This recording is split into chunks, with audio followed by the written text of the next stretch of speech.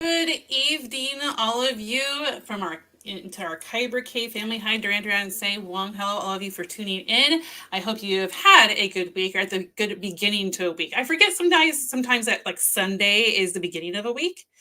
And so I was like, oh, wait a second, that's the beginning of the week, even though the weekend, you know what I mean. Van, you are currently muted again. It's cut out. Okay, fine, I'll give you 2 minutes. Goodness gracious. This is for all of you who watch KCP. You know it is a pretty regular occurrence for Ark here to give me a hard time by the way of technical difficulty. I'm alone now. Oh, great, wonderful, thanks. That happens about 25% of the time. All right, guys. Well, good evening. I'm happy to have you here. I've had a busy week. I actually will not be here next week. I know, very sad. Say long, you'll have to live.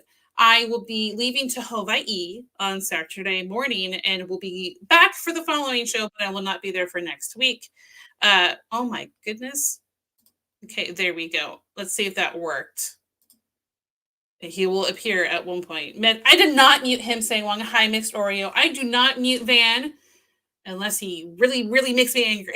Just kidding. Are you back? Hello, can you hear me this time? Yes, I can. Oh, wonderful. I'm so glad. I'm so glad to hear you. You're going through the comments now? Are you going through the I comments? am. You know You. what? Everything's just running really slow on my side. I don't know what it is. Like everything seems delayed. I mean, I'm here and all is good. I'm excited to be here though. Say Wong. Say Wong. He said I muted you, and then he said you did what we all wanted. Which is so mean. That is not fair. Well, guys, Oh, did you have a good week, Van, sir? I've had an interesting week. I'm still dealing with health issues. I tried to Mhm. break into HanaCon today. They didn't have any spots open for me, so that was kind of a bust. Bummer, but um, there but was I am some happy to improvement be here health wise. tonight. I would Yes, have I'm to glad to say hear. I'm excited. I was saying to everybody backstage, this is probably in the 160 shows we have done. This may be one of the most important and exciting shows that we have ever produced. We've never had this many people on at one time. Yeah, I'm very excited about having them all on. But beginning of our show is just as normal, and you know what it's time for? Our nerdy Nerdy news. So news. on the news today is going to be two Star Wars news items, and they're just always fun and fluffy to kind of cheer you up. First of all, there's a new Lego Star Wars UCS Venator class Republic Attack Cruiser. This is a sneak peek Ooh. at it, and it looks really, really cool and very complicated to build. I'm not a very good Lego builder, but if you are interested in such, there is an article in the description below under the nerdy news, a little bit lower than usual. But go ahead and check that out if you would like. I am also going to put it in the chat right quick. Watch this. It's going to be magic, isn't it? Oops, that is the wrong. I put in Darth Anonymous's link, so that was early. Darth, there you go. A little extra link action there. I hit the wrong button. But if you'd like to tune into that article, just check the description below.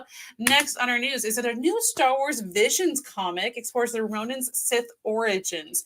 Now, I don't read comics very often, but seeing some of the artistry and images on these makes me want to just go and get them so I can look at. I'll read it obviously, but look at the art too.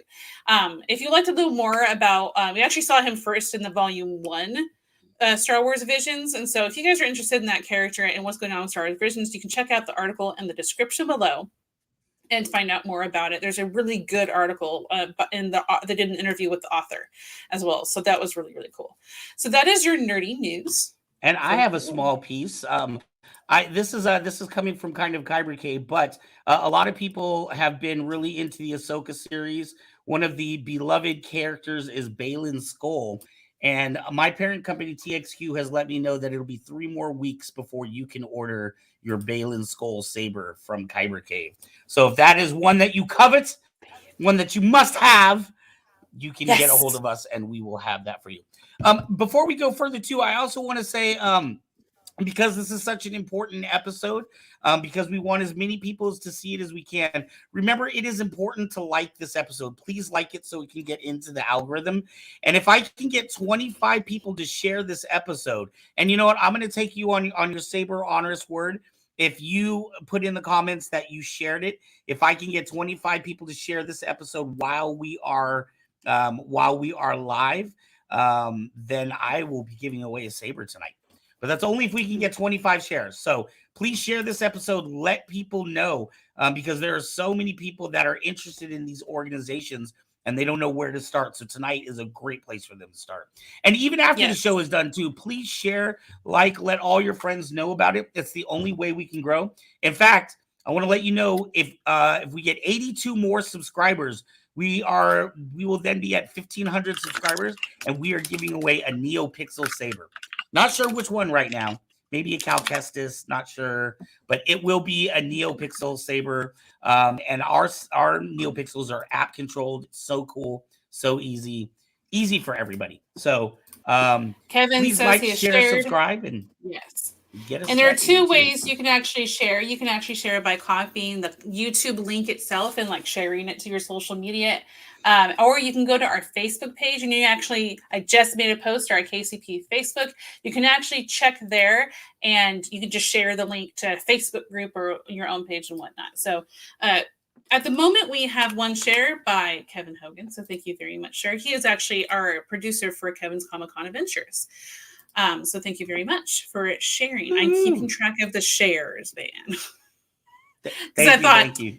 He's not going to actually keep track, is he? All right. So, moving on, guys. You know our producer, James Kaiser, for Flow the Show, a.k.a. Darth Cephalus. He has brought us a Flow this week by Charred Fool. If you would like to check out his Facebook page, that's also linked down below, down of our guest area, below that. And enjoy. Have fun.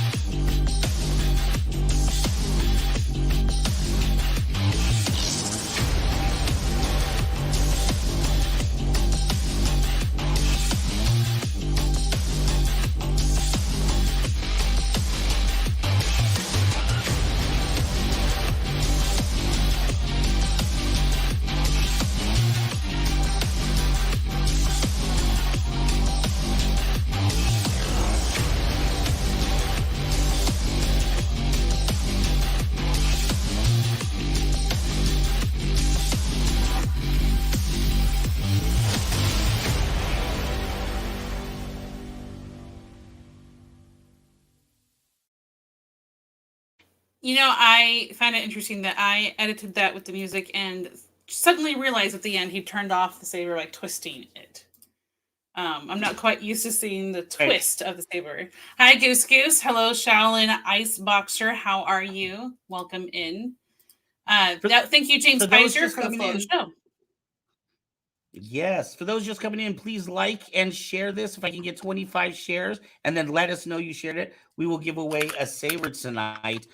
Tonight is speaking of which, I wanted to ask you, because this is going to be a big night. We might need a lot of energy for this. Where is someplace somebody can go if they need a little energy boost there, Mets?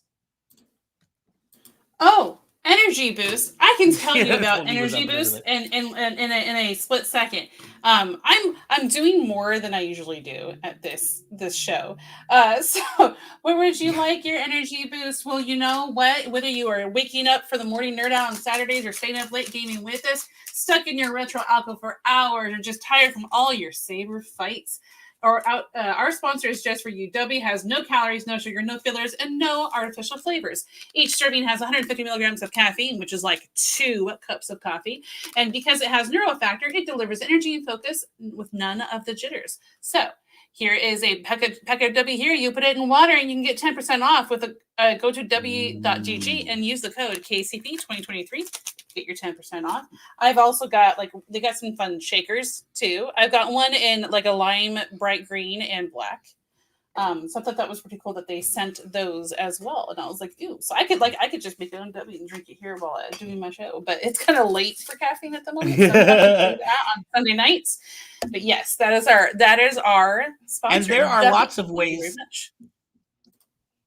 There are lots of ways to help us out. We do upload 7 days a week. I produce two shows. We have several producers that produce multiple shows.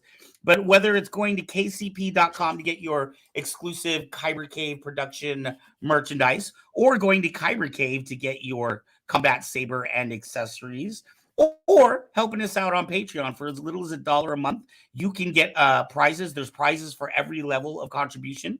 And all of that helps us, pay for all of the editing equipment, pay for our monthly subscriptions, so that we can get these shows out to you. So please help us out any way you can, or simply just by sharing and liking. That is always a huge help. And to make it a little bit easier, Max, tonight is a big show. It's been a big show in the making. Yes, it is. And for those who do want to help support us, down below in the description is our link tree, which has the link to the KCP merch store, the Kyber Cave store, and our Patreon, and much more. Now, our show is coming to one of the most vital moments. We're going to introduce our guests. Van, would you like to do the honors? We have 7 incredible guests from all over the world tonight. One of our guests is up at 3 a.m. Mr. Faisal Main is in London right now to be with us. But we have the founders and leaders of most of the major Saber organizations that you might have heard of, and a couple of the academies as well. You're going to see them all in the entry of the breakdown. I know if I try to remember everybody's name off the top of my head, I'm going to forget somebody, and then somebody's going to get hurt, and then we're not going to be friends. It just turns this whole thing. With no further ado, Art, and down on the other below, side, I'm going to introduce you. I can't read. All their names are below you. Oh, I forgot that you can't read. Yeah, but I can't. I'll give you my contact. I typically wear glasses. I forgot. How about this? I apologize.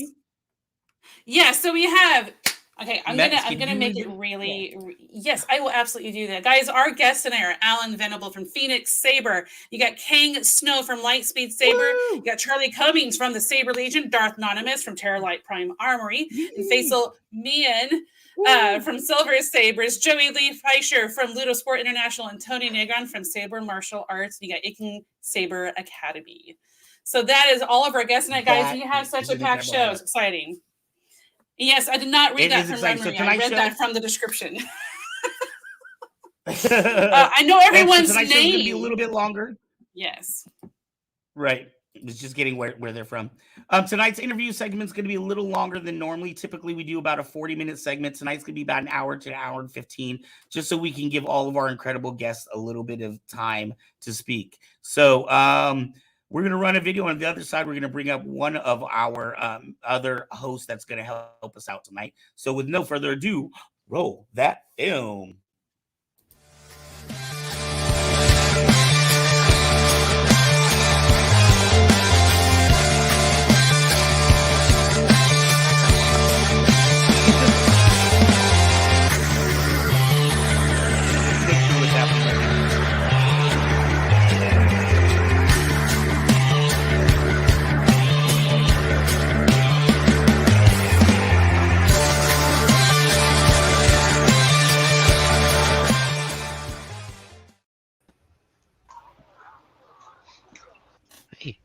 Well, here we all are.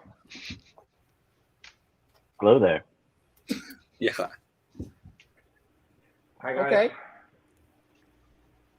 Ark, you're up, buddy. Ark, you may want to sign out and sign back in. You are muted again, and I cannot unmute you, sir. Oh no. I can actually tell there he is. Okay. I can tell your internet is a wee bit slow to Ark because I asked you a question. There's about like a 4-second gap. I have no idea what just happened. I think you're muted, Mez.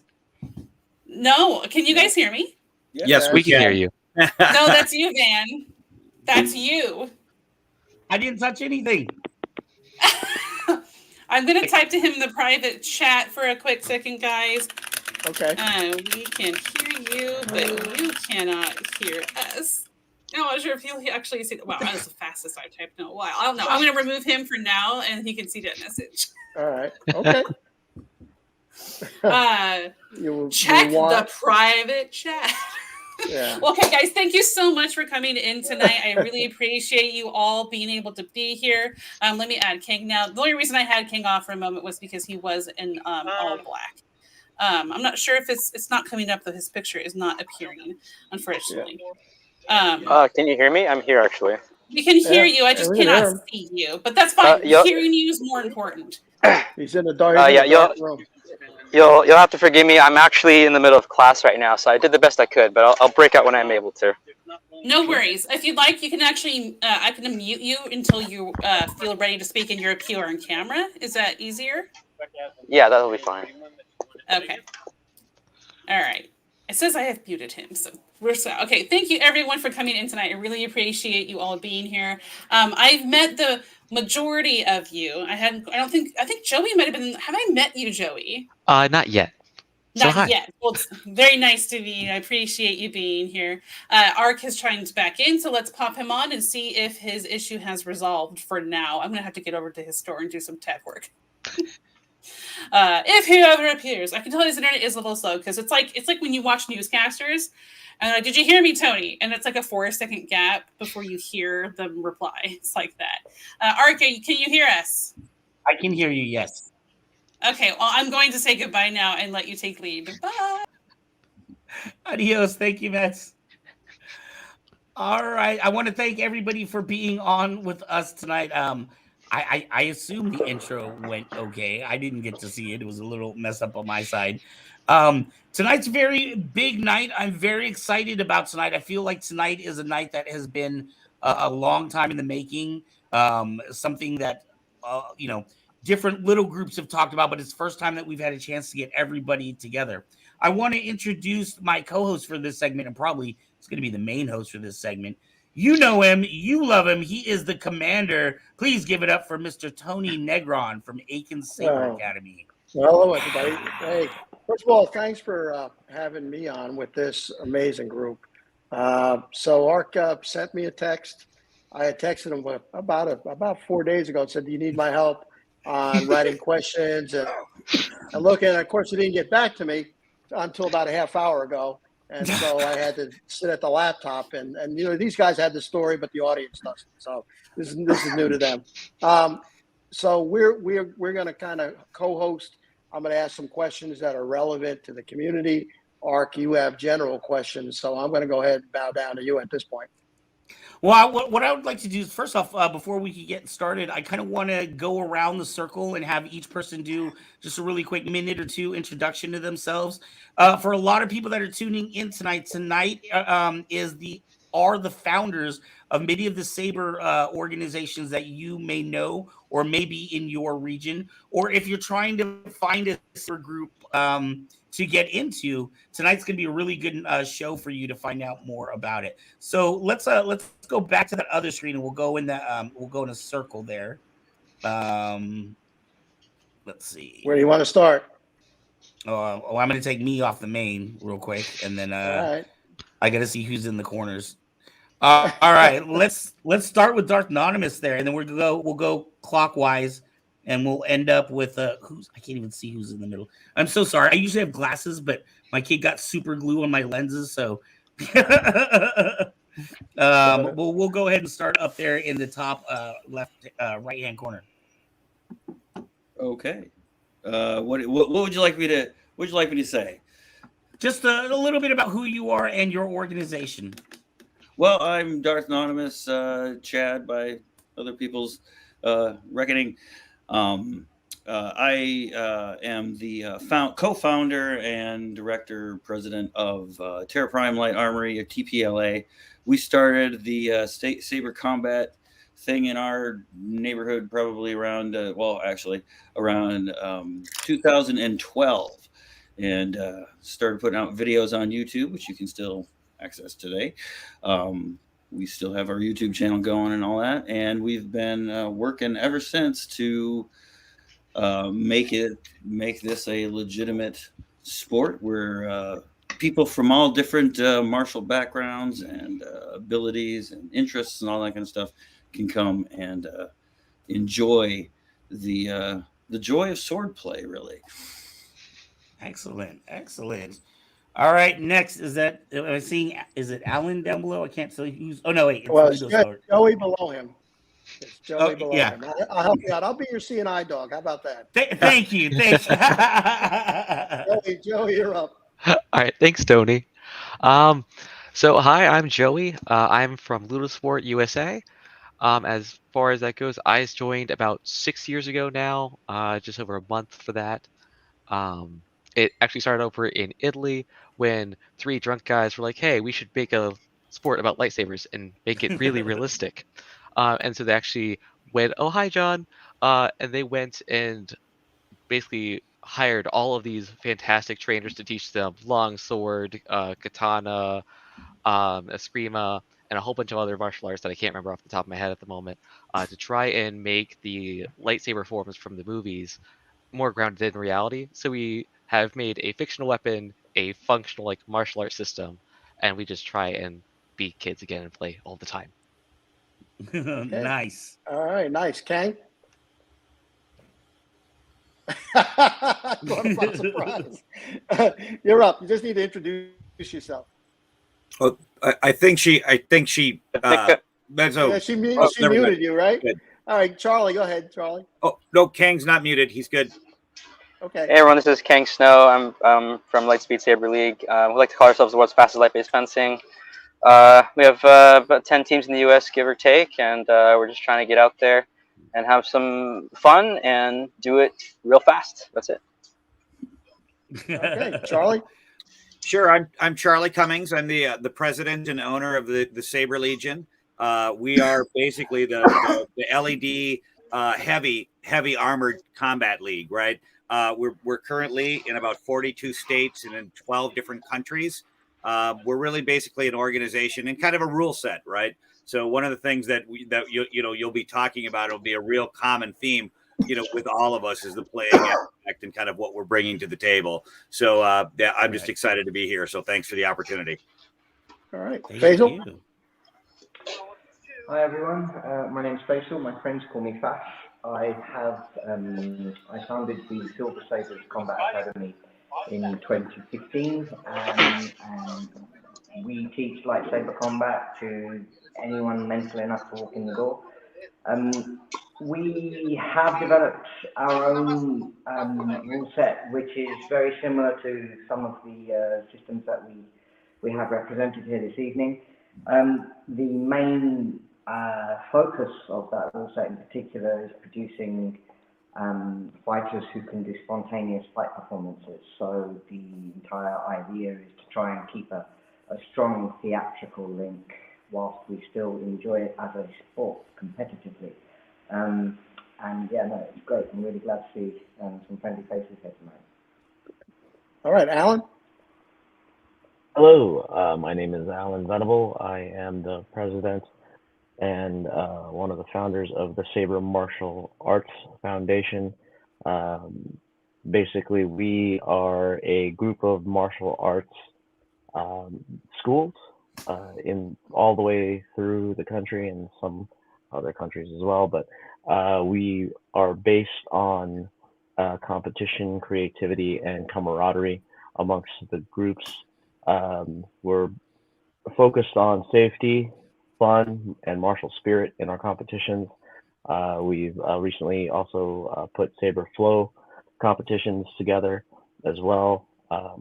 About myself, I guess I'm a 6th degree master instructor for United Martial Arts and United Kung Fu. The founder of Phoenix Saber Academy and Phoenix Light Saber Performance, which is approved by Lucasfilm Limited. So if there's anybody that does any, lightsaber stuff in Arizona, they probably know who I am. Ark? Caught him by surprise. I'm Tony Negron. I'm founder of Aiken Saber Academy. We're a small school in middle of South Carolina. We teach pretty much every system that you see on this screen. So whether it's derivative of the rule sets they have or directly, it's a small school. Our big thing is that we're a community-based organization.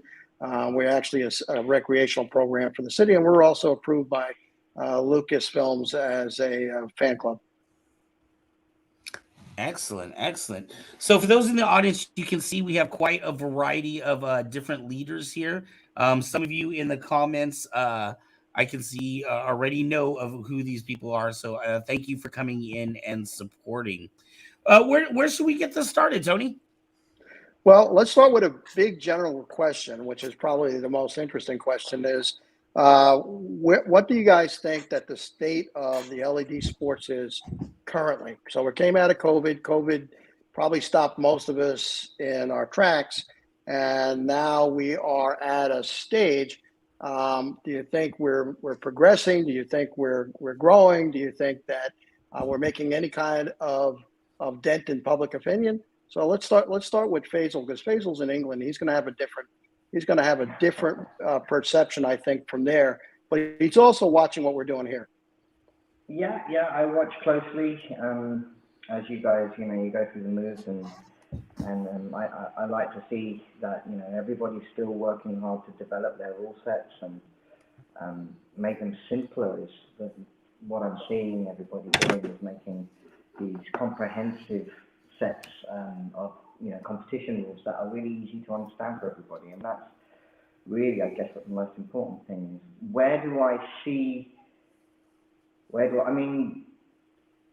I think what we're seeing at this point with lightsabers is that there are a variety of flavors that are very distinct, and each flavor has its own devotees. There are people who like doing it this way, aren't interested in doing it the other way, and where many years ago there was this idea that there would be a sort of single kind of universal set for everybody to gather around. The simple fact of the matter is, what we're seeing today is that people do it differently, and it appeals to different kinds of people depending on how you want to do it. So on the screen you've got such a huge range of philosophies here between the and I think where we are is coming to terms with the fact that each of those distinct philosophies has its own place. What we need to do is to find a way to have a common voice as people who share that activity, basically, even though we do it differently. That's what I believe needs to happen next. Well, that's pretty awesome. Let's go. I'm going to go down to the really the biggest league right now. Charlie? Sure. Well, I think, Fetcher, you just hit on a couple of key points on that, and probably one of the biggest thing is literally demonstrated by this call that we're having right now. Right? It's the camaraderie, or it's the kind of us working together. Right? I'm a big proponent in we all do better when we all do better. Right? So if we're all working on our different rule sets, our different schools, our different leagues, and things like that. But I think the commonalities that we've got, those are the things that are really going to push us for as far as moving the sport together. And if we're ever going to get to something like, a particular type of, let's say the Olympics, the Olympic dream, or something like that, right? There has to be a lot more of that's going to be spread across. One of the things that I'm really a fan of, Fetch and Darth Nanimus, basically Chad putting together and kind of bringing a lot of us together initially for the Saber Accords, which is a good step in us moving together, right? We can all have successful leagues and things like that because the sport is growing. But what's really going to do it is when we can kind of pull together and really get some of these things going. Because again, as Fetch said, there's a different flavor for all of this, right? So just by the fact that we're kind of working together and all kind of finding our own niche and propelling the whole sport together, I think is really key. That's pretty awesome. Do you think it's Go ahead. possible with so many different leagues and so many different styles? Do you think that there are key things within each of the leagues that are make them easily to come up with one rule set that will be accepted by everybody, or do you think that's a big challenge? And this is kind of for everybody. Charlie first. I'll just say real quick, I think that part of it's going to be a bit of a challenge. However, I think the key components that pull us all together are the things that really will be, kind of going one way or the other, right? I mean, I don't think we're at a particular level where we could say, where we're going to go light blades or heavy grade blades or, that type of thing, right? But I think just where we are, and again, those first steps at moving together is really what's going to propel us. Yeah. Kang? I can't see him on the screen, so. You got him. Yeah, there is.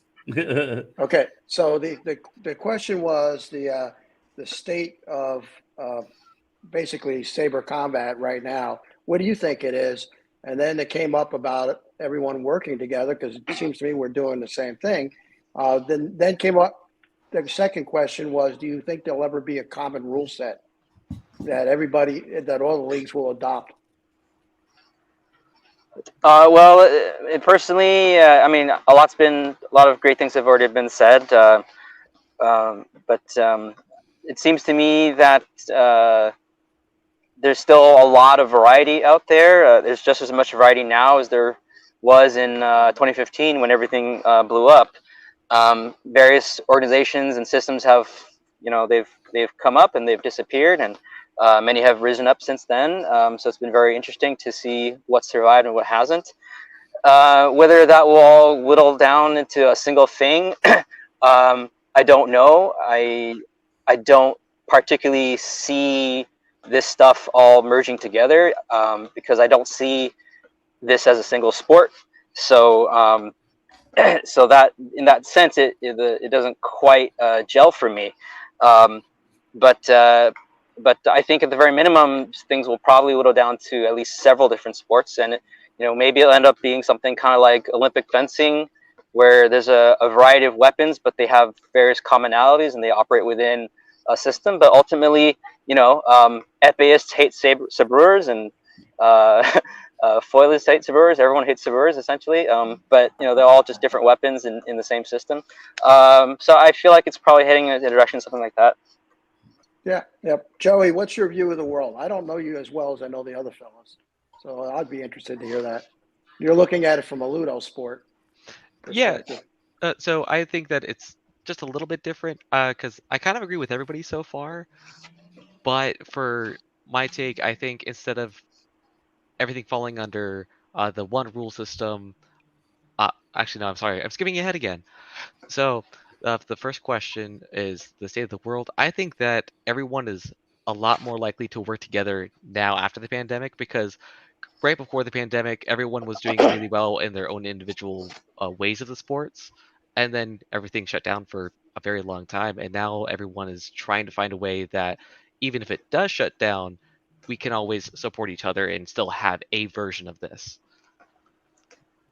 Okay. All right. Alan? Okay. So the state of LED sports Yes, first, sir. right? Yes, sir. It's a great place to be. That's the first and foremost, because of conclaves like this. We are all here to try to move forward and try to be on common ground, right? So that tells me the state of LED sports is right there. It's great. If it's ever going to be under one common rule set? Probably not, but we all agree on one thing. We all love lightsabers, whether it's, in full armor or minimal armor or sometimes none at all. There is, space for everyone. There's space for people that want to, quote unquote, trick out their gear, right? Like, I mean, I'm part of, most of your guys' organizations. So it's really cool to see how, I believe Fas said, the different flavors of it, right? But yeah, we're all pointing at the same thing, but we're all going at it from different angles. And I think that it's a good place to be, but the reality hammer is there won't be a single rule set unless the mouth wills it to be so. Yep. I think I agree with it. I think I agree with everybody, and I'm going to turn this over to Darth in a second. From my perspective, what I'm seeing is not a single rule set, but I see individuals going in between rule sets and competing in different competitions. I think that's the way of the future. So, Chad, you're like the OG here. You've been around a long time. What's your take? Well, yeah. I mean, from 2012 to now, 11 years, seeing how much everything's grown from just literally almost nothing. We are now getting more ability to do more things, right? So the limitations are starting to kind of come off of what possibilities are kind of out there. I think, everybody kind of touched on the important things with the working together aspect of it. That was obviously something that me and Foz took very seriously, and then went ahead and did the Accords, and that's kind of the idea. And which ties directly into the question of, is everything going to be unified under a single rule set? And the the short answer is no. But it's also, I think, a little bit of a misapplied question, because we are. It's the rule set isn't necessarily the core of this sport or of this activity, right? And so even the sport that we're developing here and that we got accepted over there in France and everything like that, it doesn't just contain the combat. There is the forms and the solo stuff and a little bit of choreography and all of that kind of thing also within that. So it stretches kind of beyond all of that kind of thing. I understand where Kane would be coming from, saying it's not a single sport, but it is a single sport in the sense that we all use the same equipment. We all have essentially the same types of general concerns of safety and opportunity to play and all of that kind of thing. Whereas we have many different games within this sport. So it's very much like a HEMA or martial arts. And I make the analogy to wushu, a modern wushu, which people, of course, have mixed feelings about as well. But it's a good example of something that takes a whole bunch of different things and applies the idea of a standardized rule set in different ways to different styles, right? So there are different criteria for Southern styles, or for Hungar specifically, or for this. And they have different curriculums and all that kind of stuff. So there's a whole bunch of, it's an amalgamation of a bunch of different things kind of coming together as one thing. That may be where it goes. I don't know. We're kind of in uncharted territory here, because this is a sport which appeals not only to, people within traditional athletic venues, but way outside of those, and way with not staying within the realm of like this, like just fencers or just martial artists or just this. So it has the potential to be something extremely huge because we have the potential pool of all of those people. Bringing that all back around, the state of it right now is sort of like that. It's in its infancy. We're still in our infancy. We're still kind of bubbling around. And like we were at there, we were at USA Fencing Nationals and had to explain it to a lot of people. So we're still not there, but we're definitely getting there. So I think It seems I'm going to to me add something almost. to this. Sorry. Go ahead. Yeah, go ahead. Mark. Yeah, I was just going to say. Oh, go when ahead, you Tony, add and then on I'll to come in that- after you. Okay. So we all belong to a Facebook group that's only for lightsaber instructors, some podcasters, and some other associated professions. It's a really informal group. We're all there. It is the International LED Saber Association. So please don't everybody try to join because you're not going to get in unless you're a lightsaber instructor and can prove it. But having said that, do you guys think that there needs to be something more formal worldwide? So that association is in 17 countries. Do you think we need something, with a council or something like that? And every opinion. So I'm going to start with, let's start with Charlie. I had a comment real quick before we go over to Charlie. Sometimes when I'm kind of an outsider looking in all of you gentlemen, just about everybody here, I've had the opportunity to interview on our show in the past and talk about your individual leagues. One of the things that I saw, it seemed to me, was a lot of the academies started popping up right around the time when Force Awakens came back. There was a renewed interest when Disney took over. Star Wars went from kind of this, thing that the nerds watched in their bedrooms by themselves, being more of a mainstream public thing. A lot more people started getting into sabers, especially when Galaxy Edge opened up. I noticed when we did saber battles every Saturday, we started seeing more people because there was more of an interest in sabers in general. As it is now, do you feel like it almost feels to me like and this is no disrespect if you guys are different religions or whatever, it's just a metaphor, but it almost seems like different sects of Christianity, right? Like everybody is doing it. You've got the basics there, but everybody's doing it just slightly different. Do you think, how do you think we're going to be able to win over the mainstream? Because I do see saber sports growing, but it's just like Arthonymous was saying, it's coming in kind of waves. It's slowly getting bigger. But how do we win the mainstream over to accepting this as a legitimate sport, not just something for the kids to do in the backyard? Pick somebody. Where do we want to start? Go ahead and help me out, Tony. Okay, so my opinion is that's a marketing issue. One of my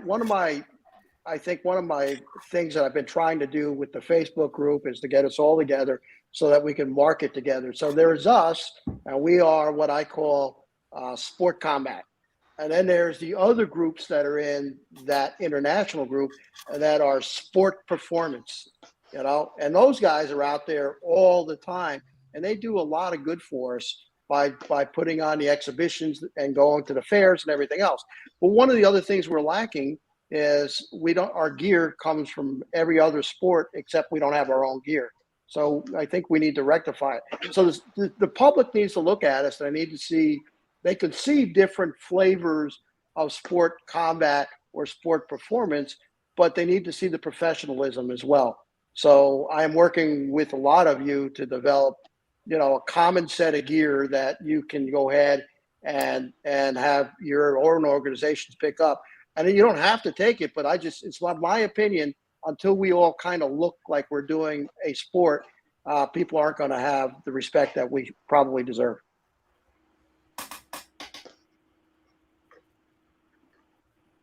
Ark, this is your question. You pick.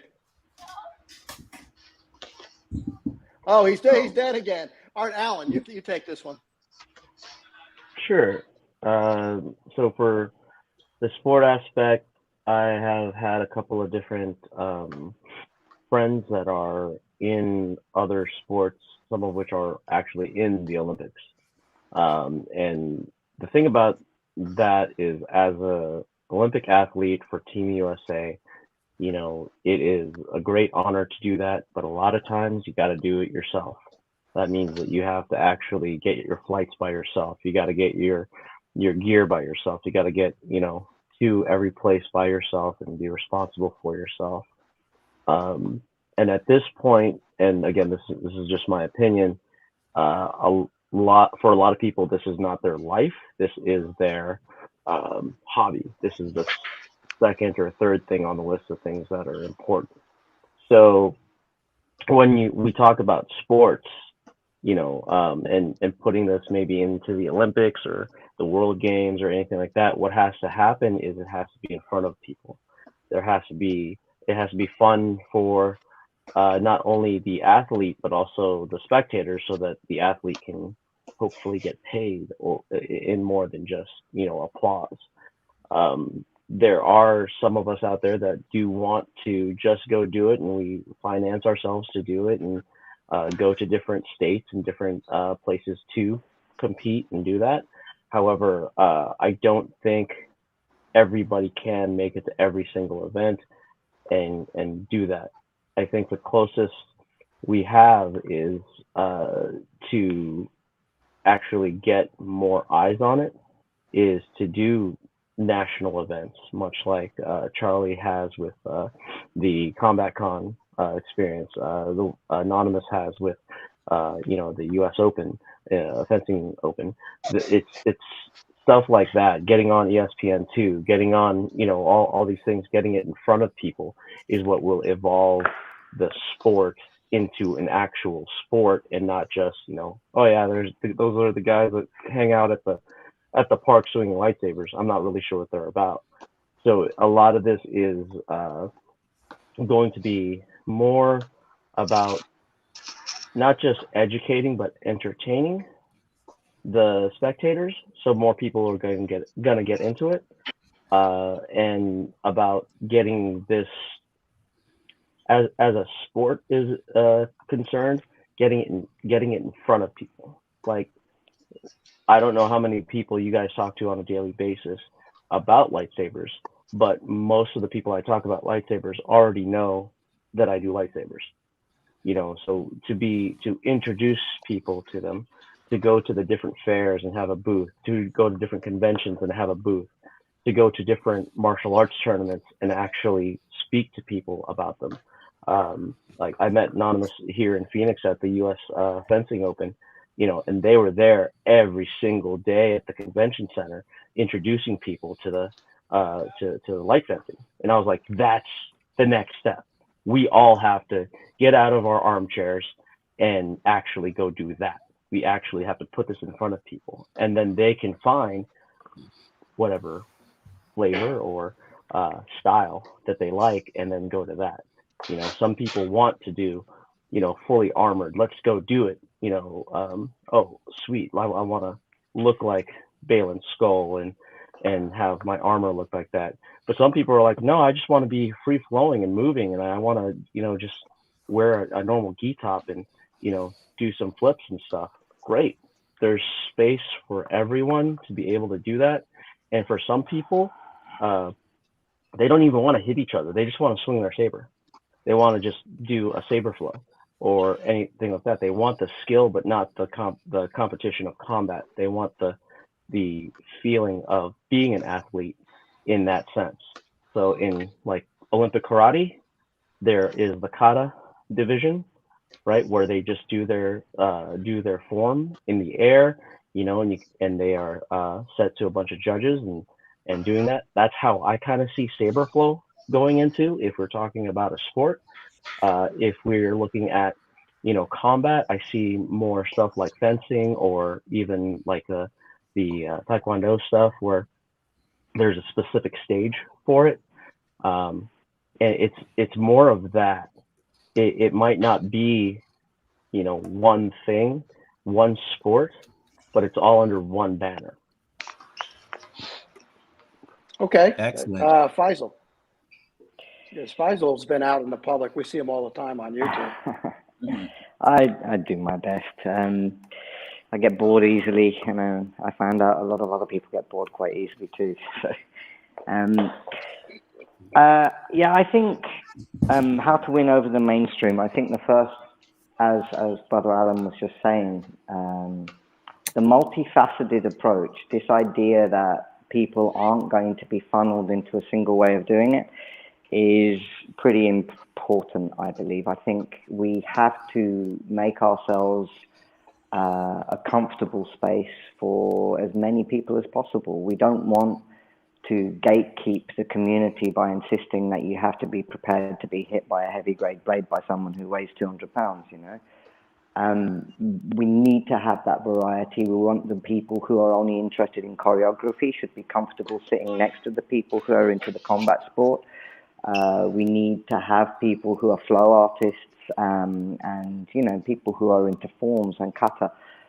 They absolutely should be as welcome and as comfortable with the combat side of things as everybody else. And part of, you know, when we talk about how to win over the mainstream, what you're talking about is mass participation. You need to have the ability for everyone to get involved if they want to. And that means, you know, instructors need to know how to adapt their syllabus for people in wheelchairs. They need to make sure that smaller fighters are safeguarded appropriately. All of these things slowly come together to create a place where we can develop things like schools programs and university programs. So just a few weeks ago, I just returned from Denmark, and I was at Aalborg University at their invitation, because they had done a study, and they had in Aalborg something like 30,000 students. It's a university town, and 4% of those students owned a lightsaber. So do the maths, right? It's a lot of guys and girls out there who want to play and have fun, right? That's a lot of people, right? And they're like, we want to develop a schools program, and what can you tell us about that? And at that point, I am able to point to my association with some of the people in this chat and talk about how we're developing an international community with different approaches, a multifaceted approach, which is demographically going to appeal to a large number of people. And the university went, yes, tell us more. And then we said, we have these safeguarding protocols, and we have these professionalism policies, and we have to have criminal background checks for our instructors, and we have to have insurance and first aid training, and we have to have all of these things.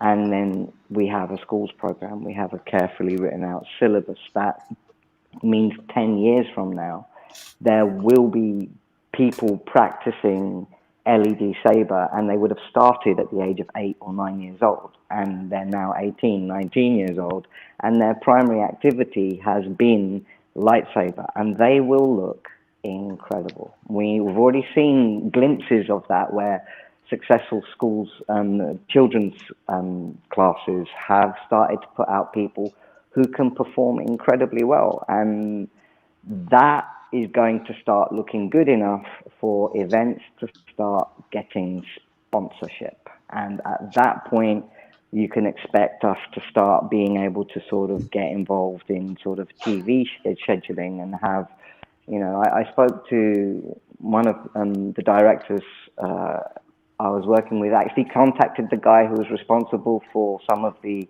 work that went into Robot Wars. You guys watch Robot Wars? Yeah, I love it. I love it. I just, yeah, right. Tombstone, and right. And he turned around and he said, "Look, guys, you know, I know what you're doing is incredible, but you need to make it look like, you know, theater.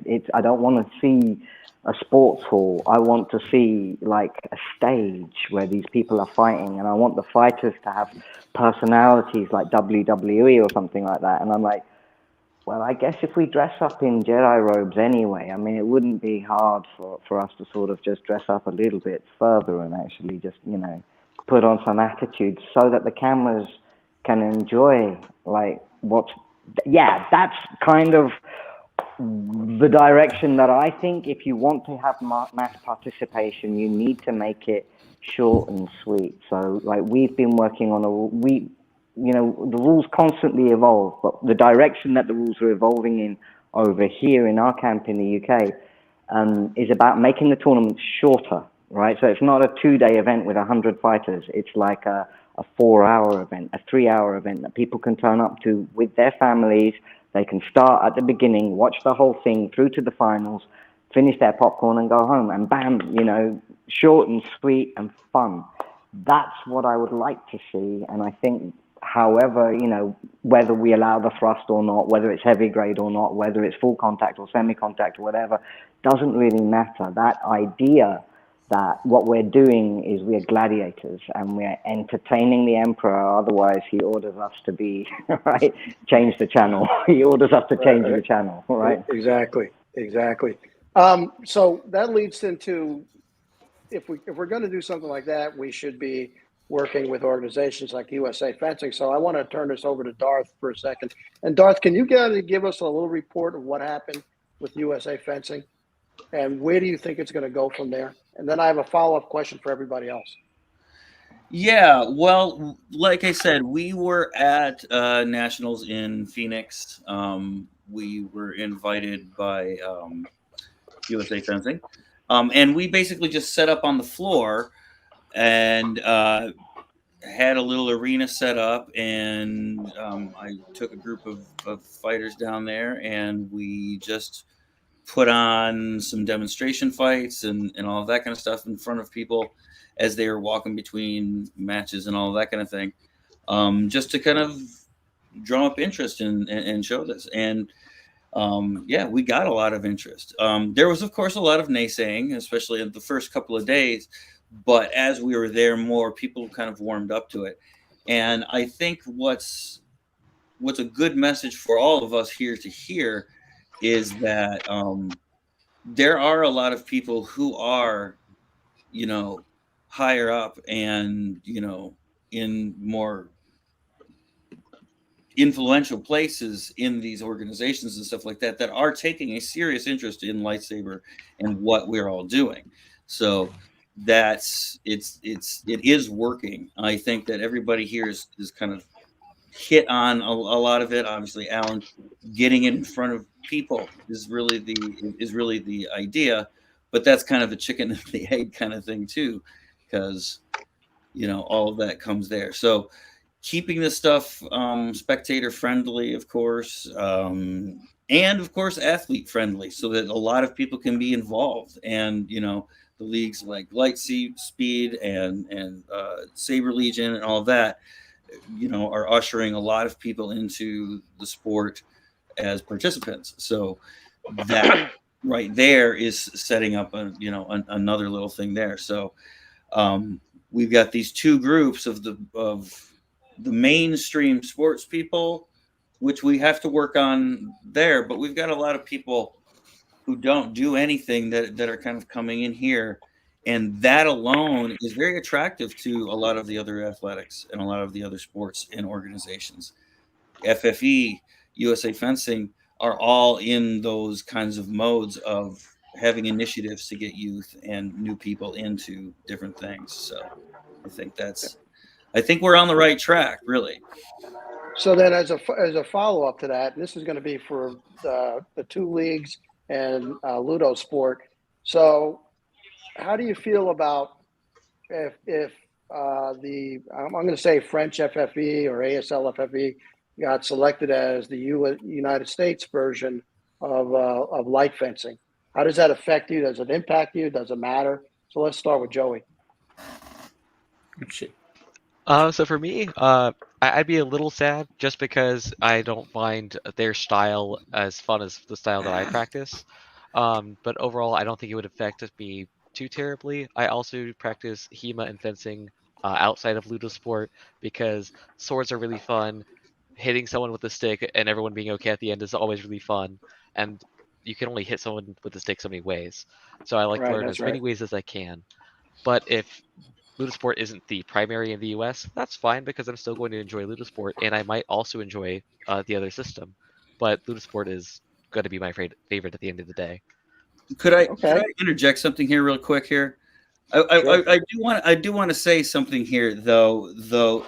I don't think it is likely that there's ever going to be a selected USA version, necessarily of any of this, and even though we're involved with the FFE in doing this is our, we're doing the stuff to be able to go with them and everything like that. But really, and again, with the Accords, we want to keep the diversity of everything going. We're not necessarily looking. So I don't think it's necessarily likely that there necessarily will be an accepted version.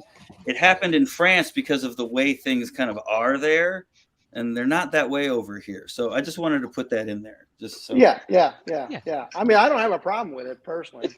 I would like to hear Chad explain that, actually, if he doesn't mind. Yep. Explain which part? Well, you brought up something very interesting in that you described maybe the culture or the way that sports are funded in France. I'd just be very interested, if you don't mind, to explain Sure. why you feel it worked out that way. Well, it's because the FFE and all of that kind of stuff and sports in general is or was funded primarily by the government. So there are governmental bodies that will officially ordain and accept certain sports and certain methods and stuff like that, and reject others. And then that leads into the whole industry over there of starting schools and getting your certifications and registering with the government and all that kind of stuff. Since we work on a private kind of system over here, we are not bound by that limitation of only having one representative version. Thank you. Does that answer the question a bit? Yeah, thank you. I appreciate it very much. Sure. Yeah, that was actually a good amplification. Thank you, Kank. So, Charlie, you don't need that question because it's not highly unlikely that that's going to be the accepted sport. So, in the United States, Saber Legion is by far the biggest group. Although I will say Lightspeed's catching up. So, for Saber Legion, one thing that Faisal brought up was getting children involved and then bringing them up, which should be the job of the schools, but there aren't any schools there.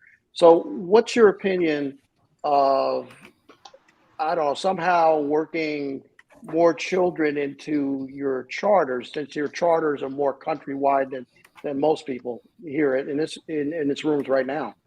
Sure. So the biggest piece that's going to be with kids is going to be some of the things that Faisal said earlier about that need to be established, right? If you're going to have schools that are going to be teaching, right, you need to make sure that you've done your due diligence on your instructors, that you've done your due diligence on the setup, that you've got all of the things that are needed to really ensure that you've got an environment for kids. Now, kids are the lifeblood of what we do, right? I mean, they're the reason that Star Wars movies keep getting made, regardless of all of us that keep watching them, right? It's each set of them is made for a new group of kids, right? To kind of move it along, and that's going to be the future and the lifeblood of all of our organizations on this.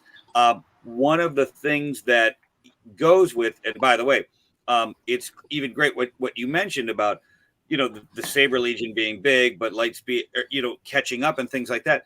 Because the key is that right now we're basically, just besides different rule sets, we're also in essence just almost like a different platform. You can have the same fighter that can be in multiple different leagues and fighting, just doing a different type of style on it, right? And so again, when you get back to you bring the kid element in it, we're not a school that's teaching kids or teaching people. We're almost the platform for people to go and then come in and be able to use what they've got in basically like our forum, in our rule set and things like that.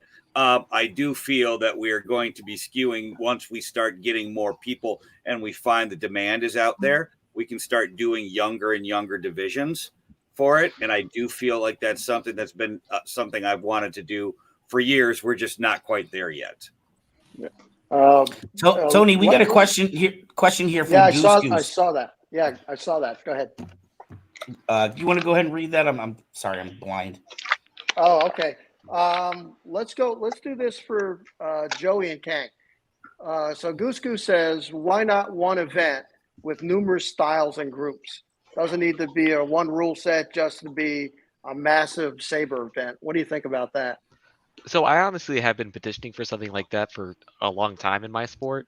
I wasn't a high enough person like a lot of you guys are until very recently. So I now have a much louder voice than I used to. And whenever I think about combining uh, the different disciplines for an event, I always think about like the movie A Knight's Tale, where they had to say that I'm competing in sword and lance. And so I think it'd be really cool if it's like, hey, I want to compete in Ludosport and Saber Legion today. And I think that that would Nice. be the ultimate goal of all of us is no one's going to have like the main one at the end of the day, but we're all going to be able to participate in the others and teach in the others and just really make it one big conglomerate where you're focusing on different aspects depending on which one you go to. Right. So yeah, I think the only two others, I mean, Faisal could talk to this as well, but let's let Kang take a shot at this. Kang, what do you think? Thanks, Tony. I mean, yeah, I'm down. Sounds great to me. So I don't say why not. Sounds like a ton of fun. So But with, please, with light, please, somebody with more time, please make it happen. so basically, you're saying Lightspeed is not going to be the host of a multi-discipline kind of tournament. Well, I mean, I would love to do that. I just don't have the time right now. So I mean, in fact, before the pandemic, we were starting to delve into the FFE system and just seeing how we liked it and playing with it, and trying to see if we could, just create a subdivision within ours that would play around with that. Like we're always down to play with others. It's just about the context and making sure that we have the bandwidth for it. So yeah, I mean, it sounds fun to me. Okay, all right. I will say this early on. I have held a competition here in South Carolina where we did Lightspeed in the morning and TSL style in the afternoon, or vice versa. So I got to say it was a lot of fun to be able to do that. But it was a local competition. Most of the fighters were HEMA or something else. They weren't really lightsaber people. Faisal. Tony, really quickly before we get to phase out, how did the audience take that? Were they open to the idea that there were multiple styles, or did people get confused? Or no, we actually did this with a traditional fencing school, and they were the hosts, and everybody that was a fighter brought people to watch. I thought that people loved it, and they saw two different styles, and they understood it well enough because the judging was really good, so they could see where a point landed and where a point was given, because this is point scoring. You can see it on both those styles. A little harder to see it in some other styles. So, like if you had Ludo Sport, you have to explain what an A is or an O, and an audience here in the United States, unless they've been around Ludo Sport a while, might be a little confused about what they're doing, even though it's a brilliant sport in its own. But no, that went over very well. Okay. Can I? Go ahead with phase out for here. Oh, sorry. Go ahead. We were talking about having like a Saber Fest. Is that where you were going with that? Like, yes. Well, I'm guessing that's what Goose Goose said. Yeah. Yeah. I mean, yeah, right. It's a great idea. It has to happen at some point. It's a lot of organization. I mean, we go back to the question at the beginning of the interview where we were talking about, like, where the state of play is for the Saber stuff. It's like, a lot of us, we're creatives, we're martial artists, we are what we are. But I think a lot of our academies and organizations are now in a place where the thing that we desperately need is people who can do the boring stuff. Right? Organizing a festival is hard work, right? Getting rooms for everyone, flights for everyone, an arena for every different type of combat that's available, and the adjudicators and arbitrators for each of those. That's a lot of work, yeah, and it needs to happen. When it will happen, I don't know. I think you know, the United States is a particularly fertile ground for this because you guys are all talking over here, you know, through things like the Saber Accords, we have started to branch out and meet people. We went to Brunswick to meet the Fest Culture people over there. They were incredible, and they showed us some competitive formats we hadn't considered, because we don't do scores which climb. We have, like, you have 4 hit points and you lose them as you get hit, and when you're out, you're dead, right? That's it, it's the end of the round. And they came along and they had the great idea, well, why don't you just give everybody a set number of points at the beginning of the tournament? I'm like, huh? And they're like, no, you just have 20 points. And when you've done 5 rounds, if you lose 5 rounds, that's it, you're out. You get 5 waves that you fight against fighters. And it's like, you know, it was crazy. And it was so much fun. And it was like, instead of having an 8-hour tournament, it was over in 2.5 hours. And that would only happen because we went and took a team over there and said, right, show us what you got. And they said, right, this is how we're fighting at the moment. And I think, you know, we came back to London and we totally rewrote our rules so that instead of having a fixed amount for each round, you have a fixed amount for the tournament now. And that's how we're fighting in our tournament in November. And that only came around because we met with another group who had a slightly different way of doing things that we discovered was better. So I think it's important that, you know, and, you know, there's no love lost or whatever. If I see something that works and it solves a problem that I've been having, I will hold you up as my champion and say this dude or dudette has figured this out, and this is what we need to do, and that's what we can do when we get together, is we can sort of evolve our own ways of doing things. And you know, it's interesting to note that we've had people mention like interest from like fencing organizations. Now, British fencing over here, you know, is struggling for funding. So they don't have the money to fund a new project. So what they want us to do if we do any work with British fencing is they want us to turn lightsaber into fencing, which is not necessarily what lightsaber needs. And it's also the same, we are ratified by the British Council for Chinese Martial Arts because I'm a Tai Chi guy, so what I teach is Tai Chi. It just so happens to be with a lightsaber.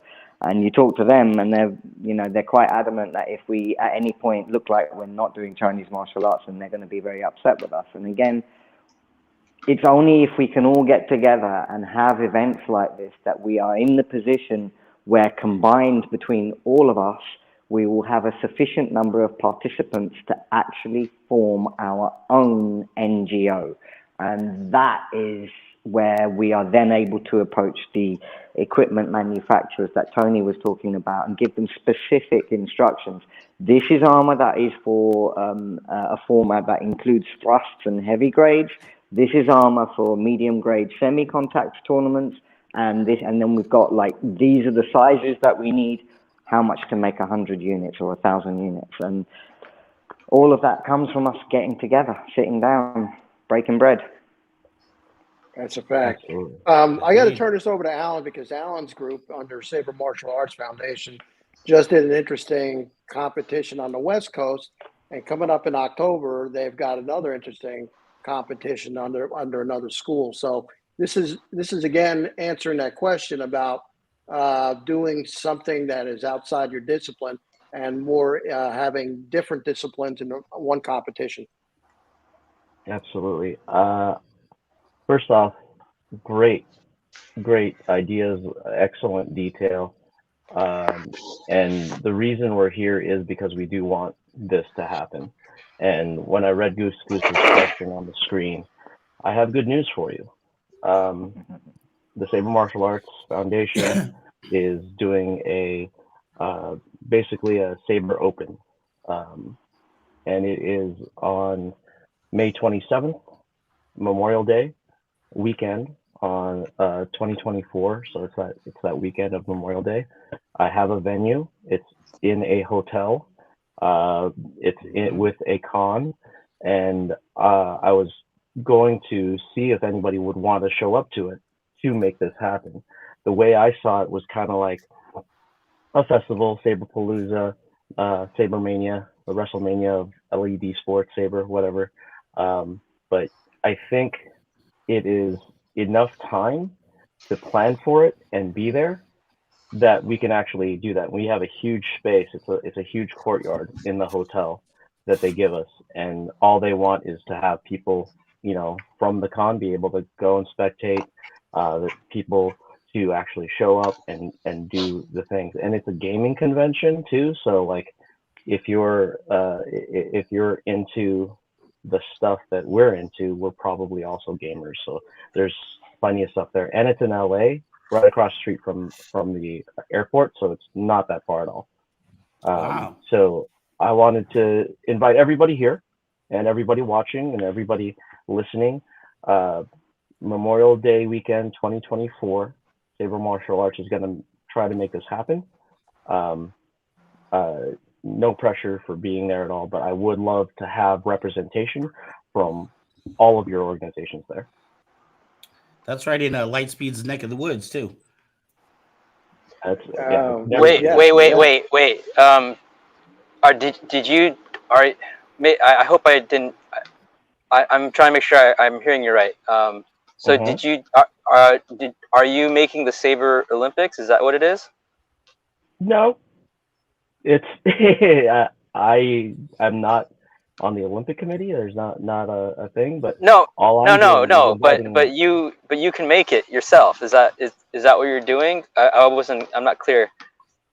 I'm inviting everybody to come and show us your toys. There's no committee. There's no thing. It's a simple invitation. If you want to do it, great. If not, great. I'm not. There's no like prize. At the end of the day, it's just, hey, can we do it? If everybody here wants to do it, here's an opportunity to try to make it happen. If it happens, great. If not, great. I'll still be there either way. I'm going to be inviting as many people as I can to be part of it. And if you have an idea, like the Saber Martial Arts Foundation is about competition, creativity, and camaraderie.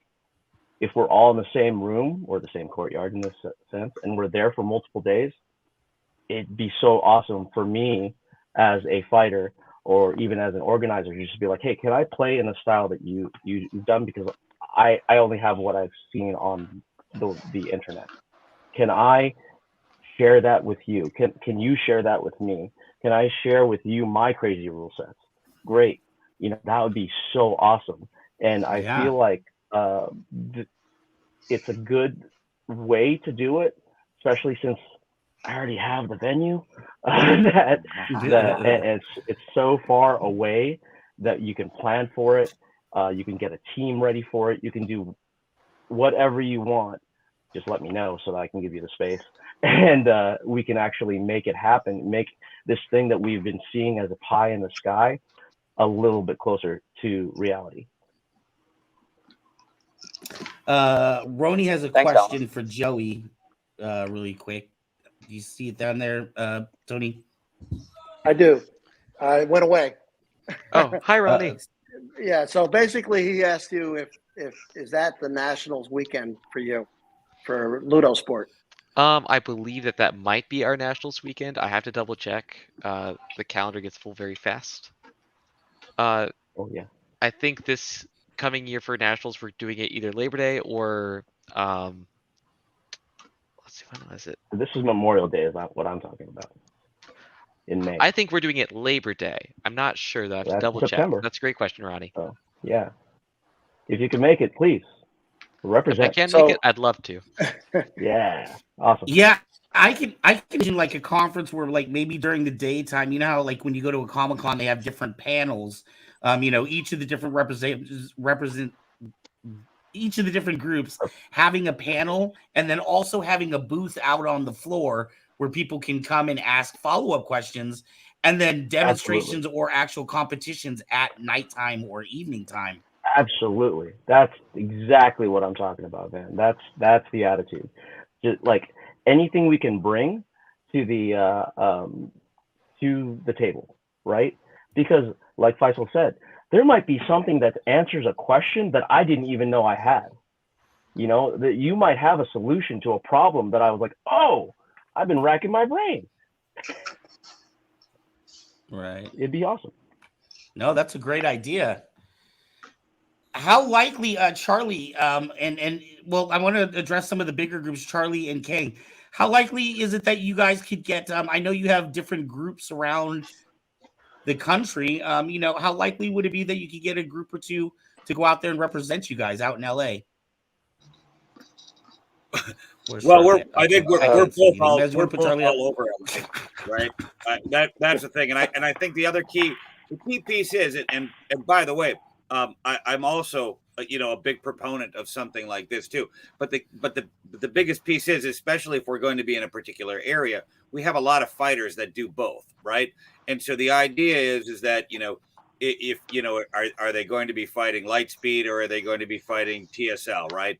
Type of thing. We also don't want to make sure that we get the right things right to be able to do that because of the logistical piece of it. But yeah, I mean, I think it's awesome. I mean, it is a good idea, and I think it goes back to the more that we move together in certain ways, even with our own individuality and our own individual systems, the better we're going to be. It almost goes to the question, Tony, that you were trying to ask earlier. Do we ever think that there is going to be, an organization type of thing? I don't know, but I know that is probably the best way to move the sport ahead as far as in a global sense of having something like that.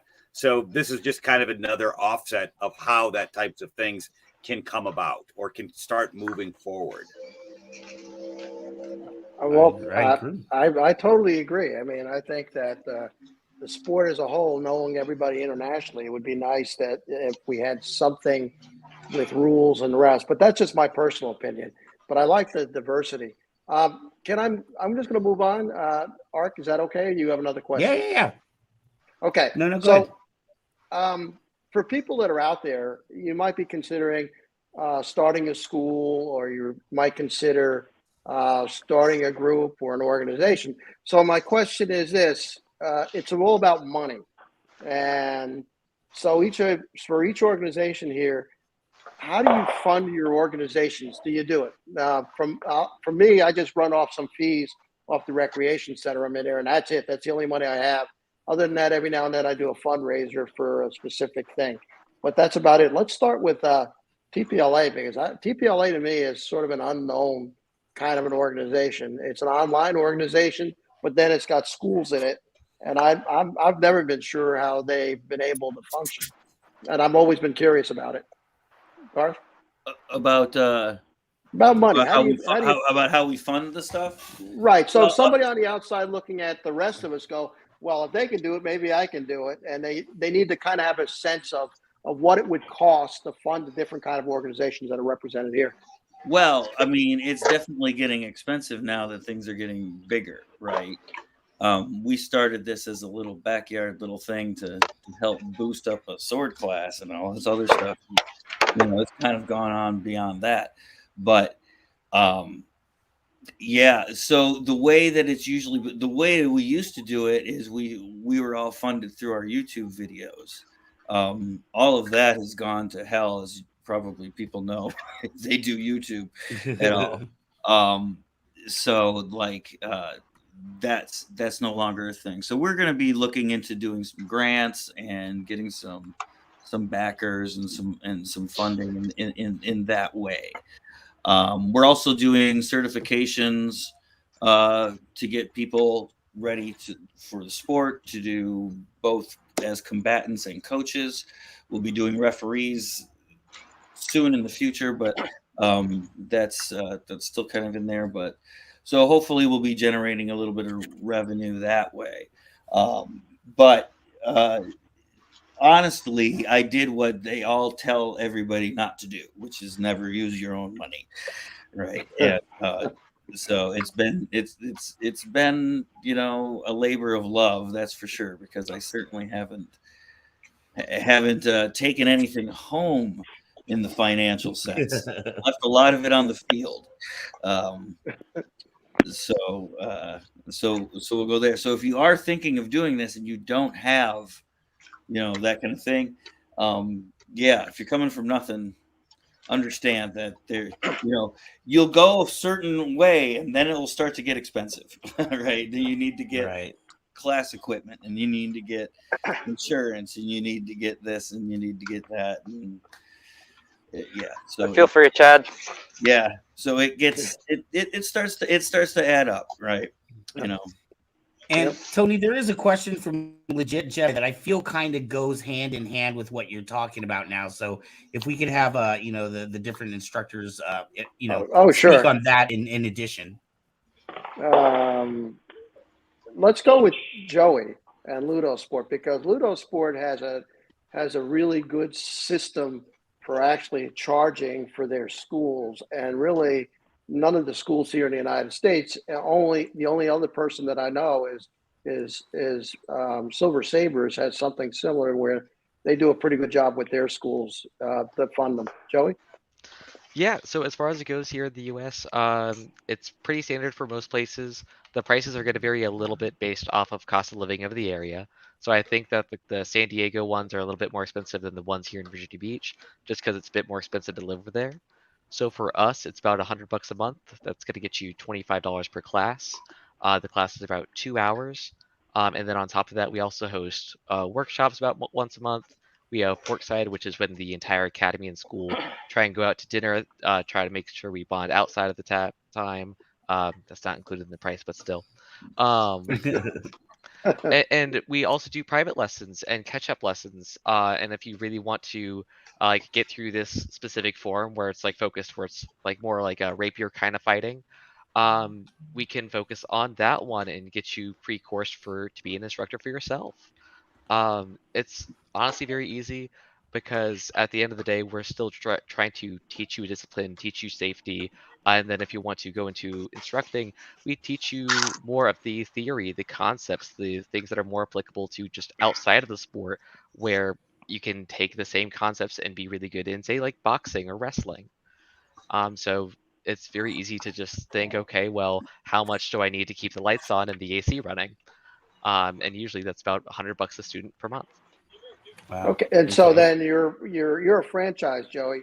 Mhm. So for your private lessons, that none of that will be going back to the main organization, correct? Generally, it doesn't. The way that me and John do it is because I am the dean of the school. He is the rector, so he's in charge. I'm like the right-hand man kind of thing. We try not to do private lessons unless people just cannot make normal class schedules.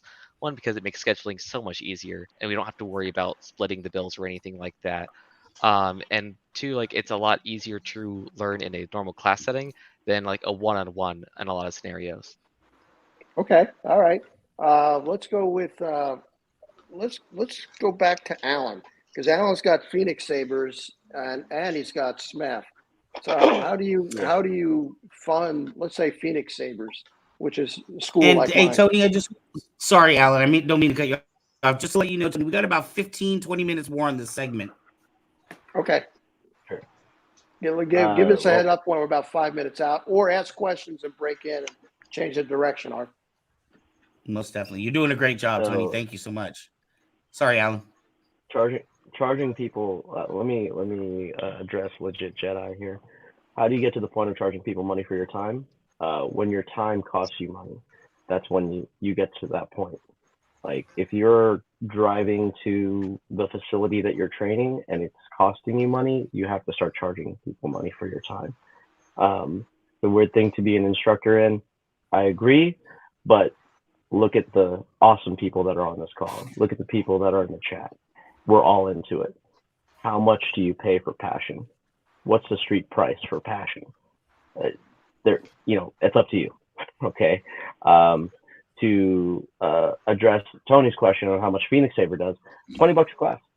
If you show up to the class, it's $20. If you want to do a program, the program does help pay for indoor facilities, or you can just hang out in the park, charge people for your knowledge and stuff like that. But a lot of it comes from people coming back. So it's repeat business that's gonna actually keep you running.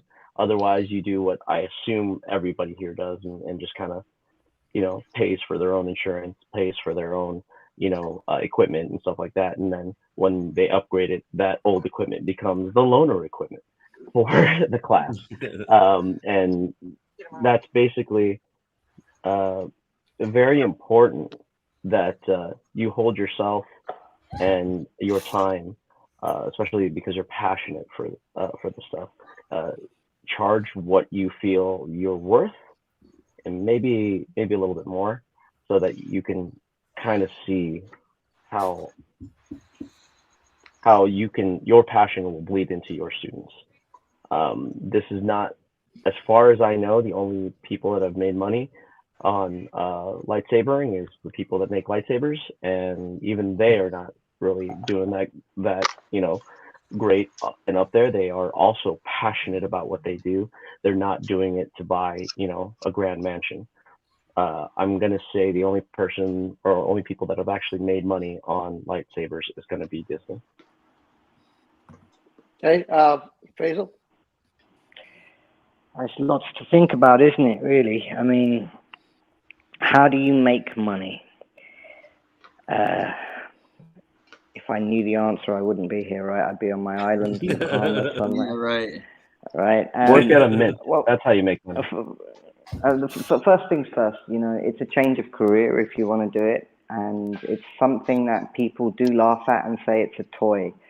So if you don't do it well, you have a really hard uphill sell. You need to train. You need to, at the very least, be able to keep people's jaws open as you perform for just a few moments, just to inspire them to take up the saber. You need to have skill. You can't just, I've watched the film 20 times, so therefore I can be a lightsaber instructor. You need to become an instructor.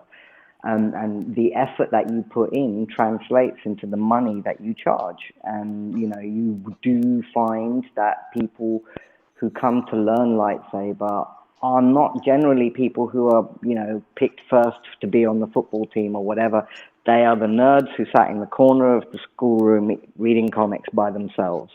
And for them, when you give them the opportunity to do something that they love, that makes them a little bit healthier and a little bit happier, you'll find actually that they are prepared to pay for that service on a regular basis. So, for example, in our academy, and bear in mind, I am a full-time instructor.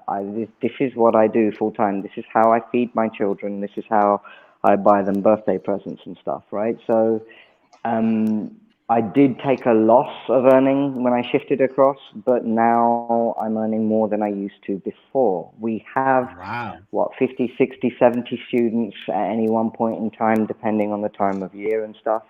We're growing. I pay my instructors because all of our students pay a monthly subscription. So that comes in. And with that money, if we've got a little bit money extra coming in, then that's enough for us to pay for hiring a hall for another 6 months, where we can experiment and try a new class out, which even if it loses money, it doesn't matter because we're making money in the classes that are full. It's a business, and you have to treat it as that. And this is what it's actually learning to be good at using a saber is the bit that you love. So it's easy because you love it, right? Making sure you finished your tax report on time, making sure that you've got every student insured, making sure all of the boring stuff is where we fall down as the type of people that we are, the neurotypes that represent LED Saber. We tend to be odd. So what we need is people with OCD who are really good at doing the books and all that kind of stuff. And then all of a sudden you have a viable, sustainable business model, and that's what works. I mean, on top of that, I just want... Also, I think it's important. I just want to jump in here too. You said something earlier that I wanted to touch on, is that I think for us to feel better about it, we have to understand that, people want to compensate you for what you do. If they enjoy your class and they're enjoying what you do, they want to show you some sort of appreciation. And, Yep. Giving a little bit of money to a lot of people is the least they can do, and they're happy to do it just to say, hey, there. And if you don't want to, you can always be like, for the people who can't afford it or something like that, oh, don't worry about it and all that kind of thing.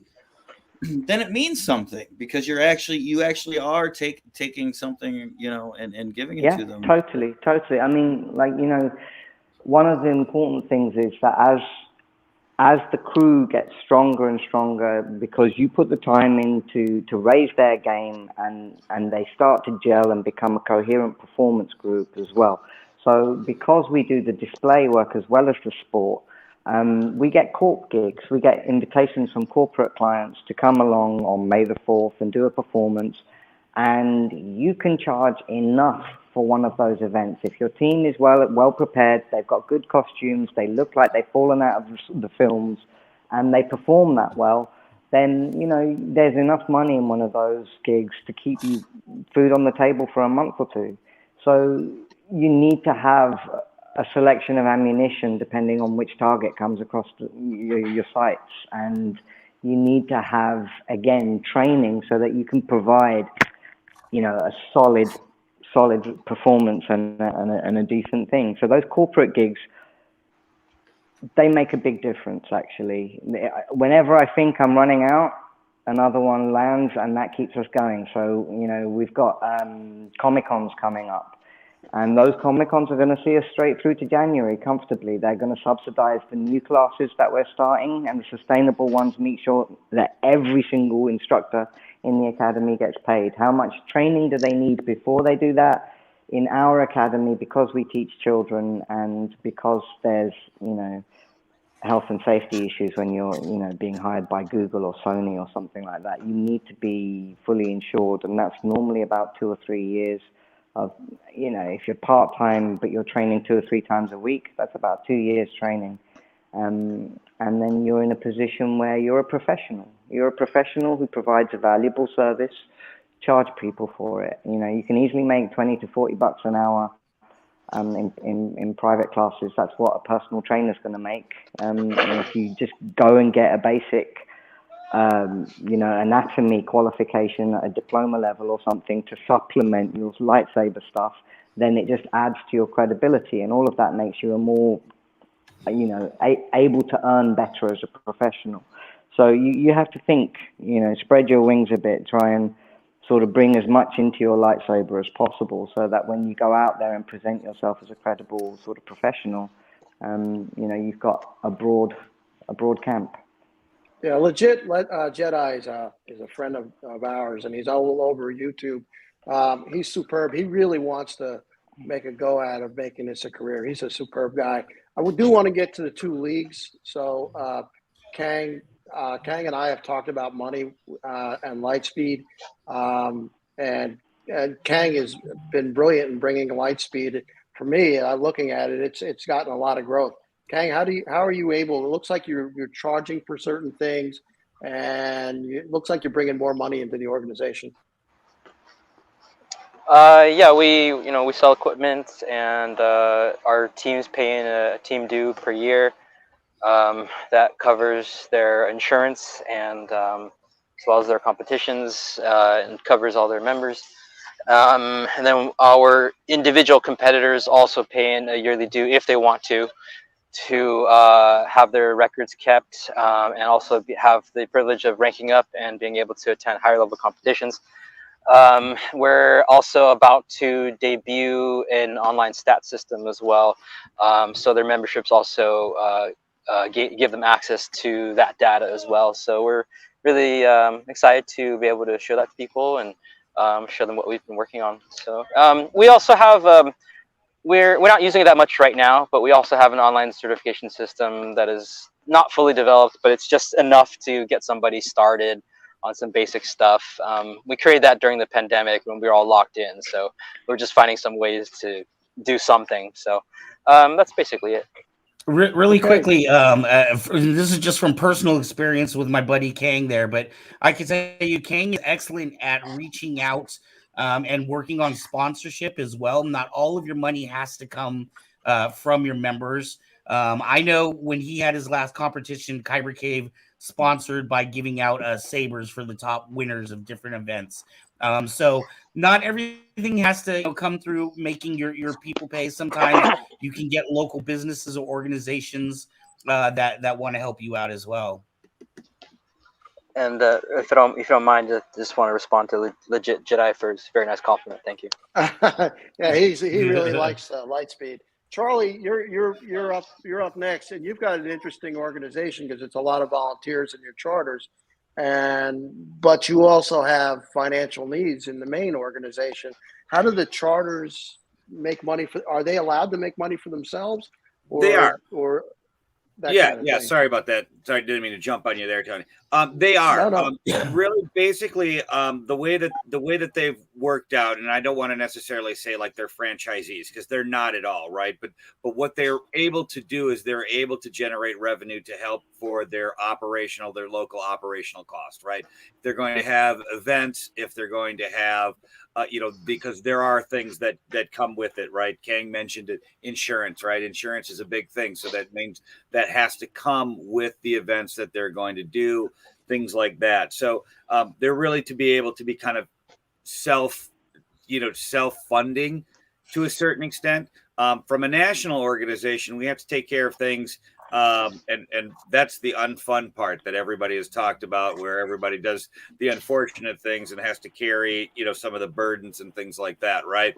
So that's one of the ones where I've done. But what's very important to me, at least right now, and what's different from again a lot of the people on here and a lot of the different organizations is we're not a school, right? We're an area where people come and ply their trade. So that's why it's important to me to keep the cost down or to keep it almost at a minimum, because, and this also goes to something that Alan mentioned earlier, that our fighters have to pay when they go to events. For example, I literally just got back earlier today from an event in Wausau, Wisconsin, right? Smaller town in northern Wisconsin. On that, and we had the tournament sold out. I think we basically had about 50 fighters there. We had a women's tournament, we had exotics tournament, we had our unity tournament, which is our our continuous movement fighting, as well as standards. All the tournaments sold out, and all of the people went out there, and like Alan said, this is on their dime, right? So we want to make sure that in order for it to be successful, we've got to make sure that we're enabling our fighters to be able to do that, because it costs money too. So I like to make sure that that's where the money goes to, and we can still sustain ourselves as an organization. Right. So your officers, well, you as the president, you don't bring in an income from Saber Legion, correct? You're a volunteer for the organization. Yeah, I mean, basically. Yeah, we're almost an all volunteer organization. I'm the only one that that can't walk away, so to speak. Basically, as literally the owner and the one person with that. And we don't draw salaries. We're primarily all a volunteer organization. We try to work within because we have such a large pool of people. We try to find those that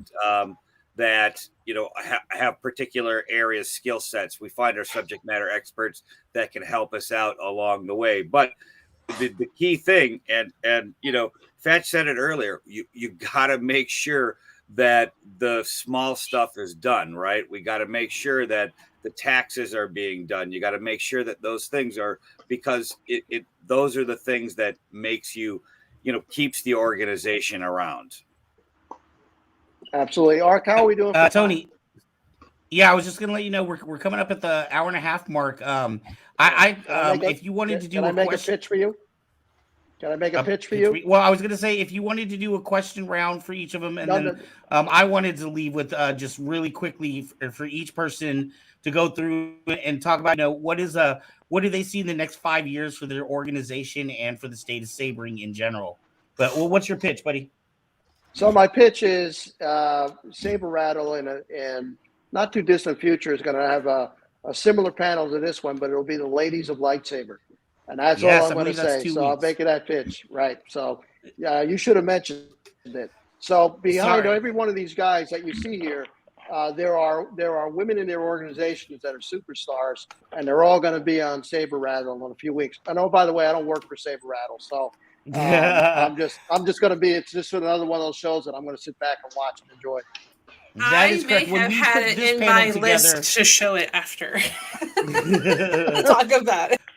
when we put this show together, we realized how male dominant it was, and we wanted to get the women's perspective on sabering. So that is why we have that episode coming up. I want to say that's roughly 2 weeks. Make sure to keep watching our schedule to know who's coming up. We have a flow artist, Matt Torres, next week.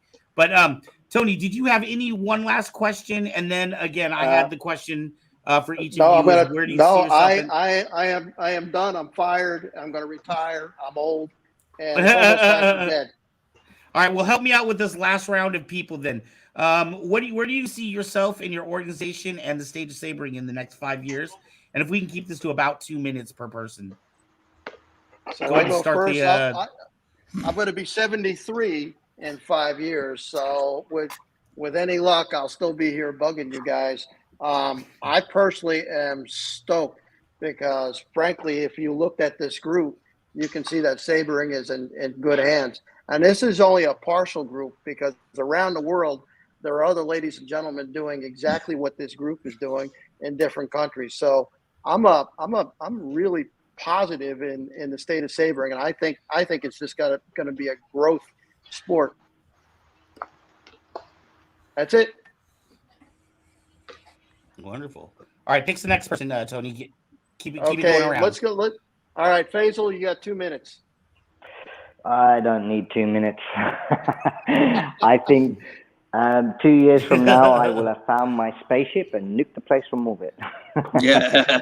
No, straight up. And I think everyone is going to be doing their own things. I think, there is the coalescing of us together. But, for example, my aim and objective is to get this as a physical literacy and mindfulness program into schools for kids, from about the age of 6 or 7 upwards, and to get them sort of into martial arts through pop culture rather than through tradition.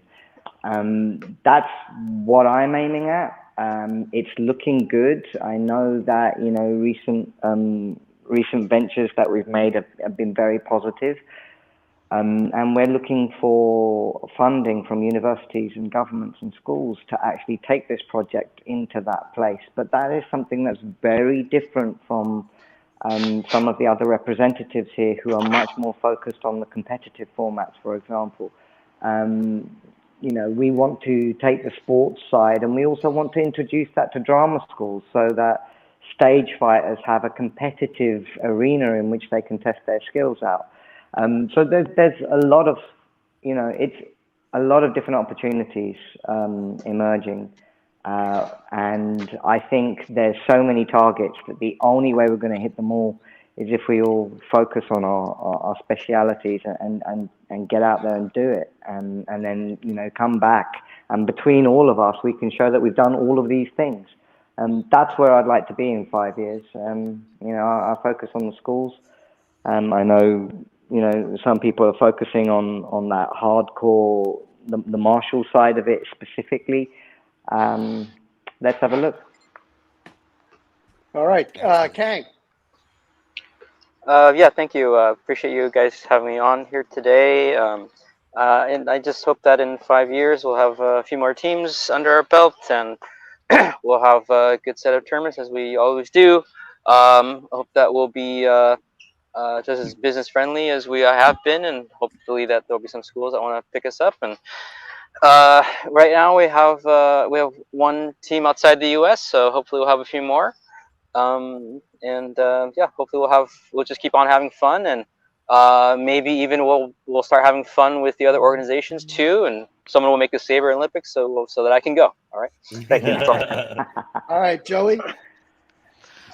So within 5 years, I don't know. Kang keeps mentioning Saber Olympics. I think it'd be really fun. I want to have at least a yearly Saber Olympics at that point. It's not giving myself a lot of time. 2028 sounds kind of close, but I think we can do that. But honestly, I'm more of an athlete than an admin for the most part. So in the next 5 years, I'm going to be making that transition from athlete and competitor to the administration solely side. So that's going to be a very fun transition with a lot of much better feeling knees. And I just really can't wait to try and work kind of closer together with you guys going forward to try and see what we can do to have kind of like some cross training or just like, like see how the other system is at that point. All right, Alan. Love it. Okay, 5 years. I have a self-serving plan because my kid will be 8 years old in 5 years to have a sport chambara program for 8-year-olds and older in local schools here in Phoenix. Basically, everything we're doing just with foam, for the kids. And different rule sets and all that fun stuff. But one of my teachers is the guy, that put this together in Japan, that sort of program in Japan. So I'm going to work with him closely to create that. And then that will hopefully be the next generation, as Faz said, that's going to be going in and doing this stuff, in universities and high schools. They're going to be the ones that will be the caretakers of this when we are all promoted out of being athletes, I guess. Okay. And in 5 years, hopefully, Saber Mayhem 5. You guys call it the Sport Olympics, but I don't like that because the Olympics only happen 4 times or every 4 years. I want to do one every year. Woo-hoo. Yeah. Yep. And then Charlie. Sure. So we've had a really interesting thing that's happened over the pandemic, right, or since the beginning of the pandemic, and you're about to see and you get to meet Melody Graham during our talk, and she is an absolute dynamo and has been able to really develop the sport aspect of TSL to where it's almost synonymous with TSL, to when you're thinking about it, you think about it's the competition, it's the tournaments, it's the events, it's the Champions League series fights that we have, things like that. But what has happened is she has been so dynamic, and we haven't had as much on the community side. So what I'd like to see us do from TSL is I'd like to see us build the community side while the sports side and the competition side is still going up, because there are those people that don't necessarily want to compete or that don't want to even gear up and fight. When I first started in TSL, we had forms, right? So the things that Alan was talking about before, as far as the katas, right, and the Star Wars world, where there were Dulans, right? If we can, however much close we can say them without the mouse coming at us, for things like that. But it's another avenue or another way for people, for basically all of our people to really experience and get into the community and play with, the iconic weapon that really is the thing that brings us all together, right? I mean, Right. We can't say lightsabers, but it really is what it is. And that's what really is the thing that drives us all together, regardless of what form or how we practice it or what we do. That's the thing that pulls us all together. And by the way, all of us here that knows that when you put one of these in somebody's hand, I don't care how old they are, they all light up. That is how and why Absolutely true. So bright for all of us. The more that people know about what it is that we do, the more excited they are, and the bigger we're all going to grow on this. I agree. Here, All right, and then finally, Darth. Well, 5 years for us. I am hoping we will be having our national competitions here. We're going to be continuing to work with the FFE and doing competitions with them and other people. They've done outreach in certain countries over there in Europe. Belgium, I know, was one of them. And they say they're going to try to get a tournament, together for an international tournament. So we'll probably hit that one. But hopefully we'll have a good number of schools and coaches and athletes going at it, where it's the whole light fencing thing is what we're calling it. So we're, that whole thing going gangbusters. And as far as everything else goes, the rising tide lifts all boats. As one sector starts to make it through, you're going to get benefits to the other sectors, as far as equipment, as far as that kind of thing going. One of our, we're a nonprofit, and we've been trying to establish a lot of this kind of stuff for a very long time. So we're going to keep kind of going on with that. And in 5 years, hopefully it will be well on its way to be a legitimate, respected sport in the eyes of most professional organizations, I would say. Wonderful. Love it. All right. Love it. All right, Art. I All want to yours, thank all of our incredible guests for being on tonight. I want to thank you, Tony, especially for leading this charge here and helping me out. This has been very informative.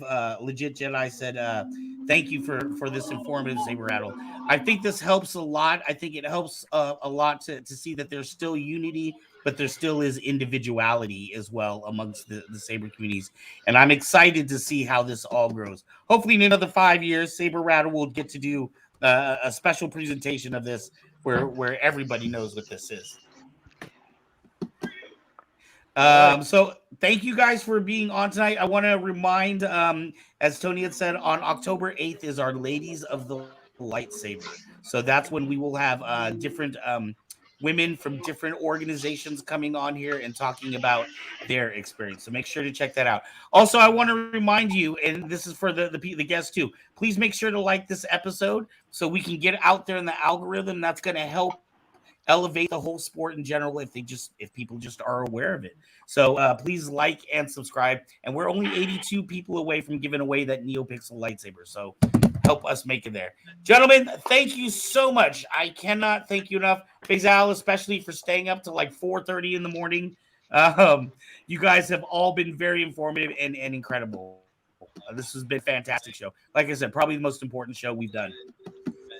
Yep. Thank you, everybody. Thanks for having us. All right. Thanks, Kyber Cave. Thank you. All right, let's roll that to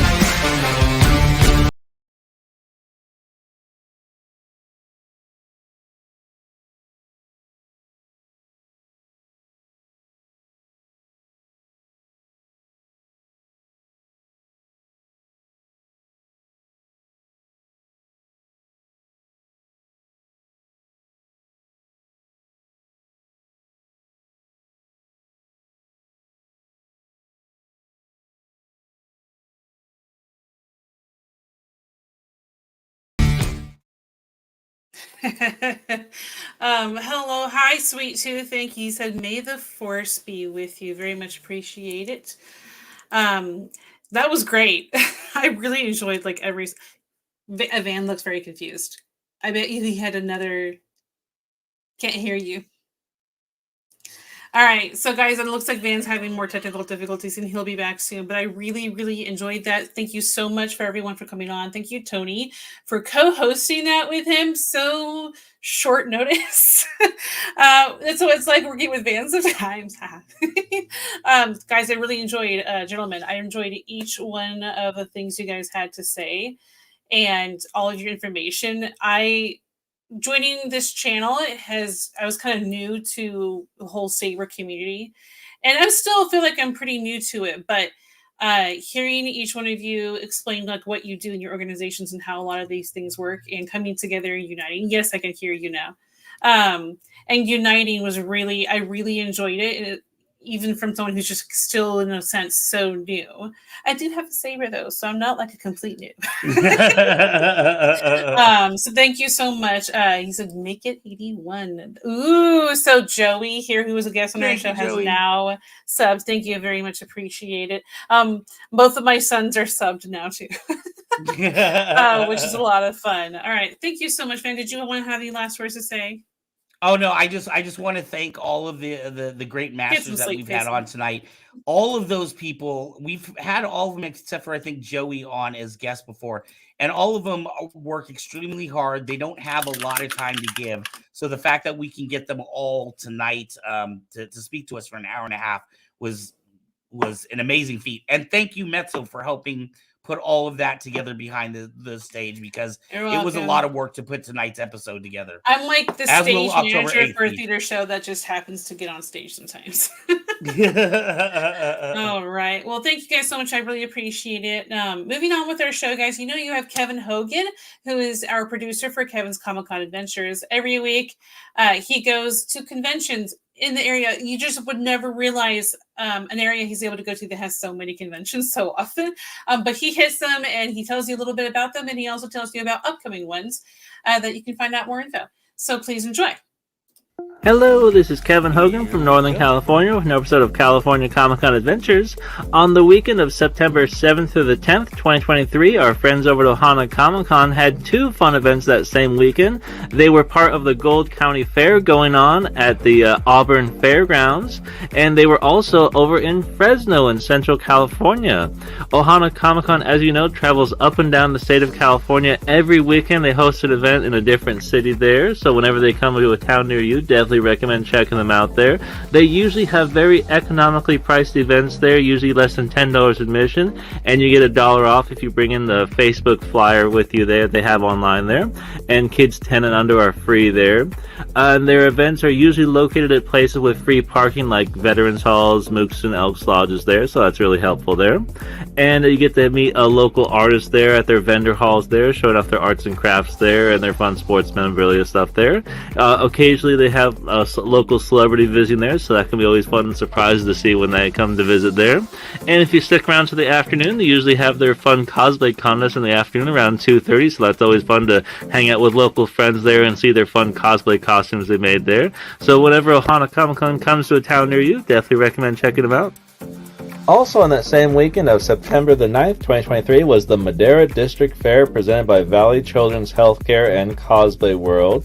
This was a fun county fair going on there, which happened to host a lot of cosplay characters in a cosplay contest going on at the same time there.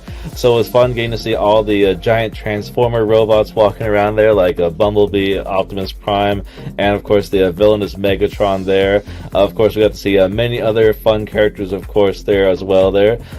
For example, a celebrity, Nick Palma, who was Michelangelo from the Ninja Turtles there. He was in the Teenage Mutant Ninja Turtles movie, The Secret of the Ooze was there. We got to see a Blue Beetle cosplayer there.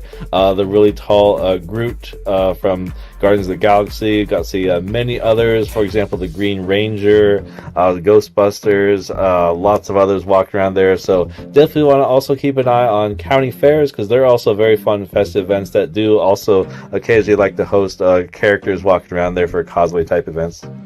And for those of you looking forward to upcoming events, the Northern California Renaissance Fair in Hollister is going on now, September 16th through October the 22nd, 2023.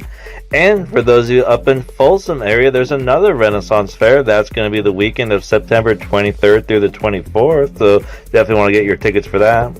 And for those of you interested in toy shows, there's going to be the Concord Toy Show the weekend of September the 23rd through the 24th over in Concord. And also our friends over at Ohana Comic-Con are going to be visiting Yuba City on the weekend of September the 23rd. And also for those of you on the Nevada border, there's going to be Lake Tahoe Comic-Con the weekend of September 23rd through the 24th over at the Tahoe Blue Event Center. And for those of you in the El Centro area, there's going to be the Imperial Valley Entertainment Comic-Con. That's going to be Saturday, September the 30th. Well, thanks for watching. Hope you enjoy the picks, and we'll see you out there at the next Comic-Con.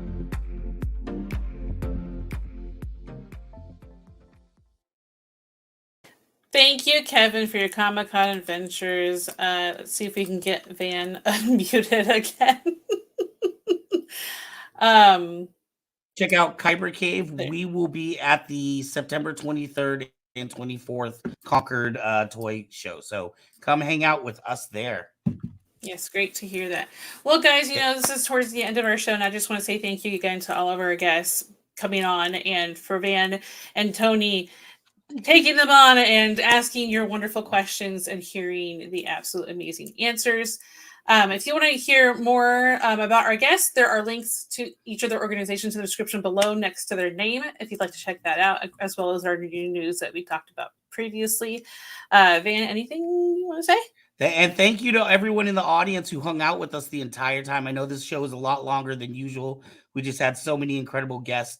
You should expect the October 8th show to be probably a little bit longer as well, but we try to keep it to about an hour and 10 minutes or so.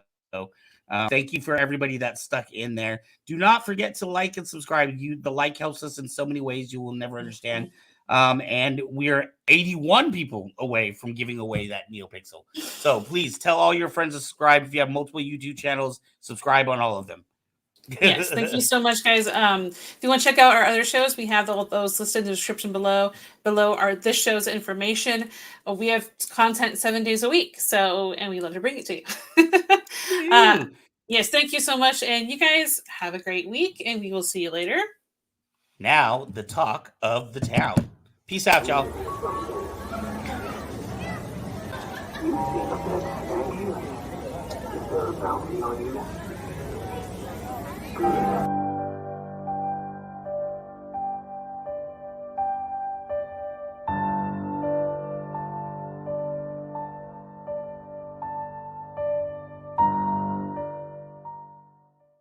If Jedi could get married, how would they split up?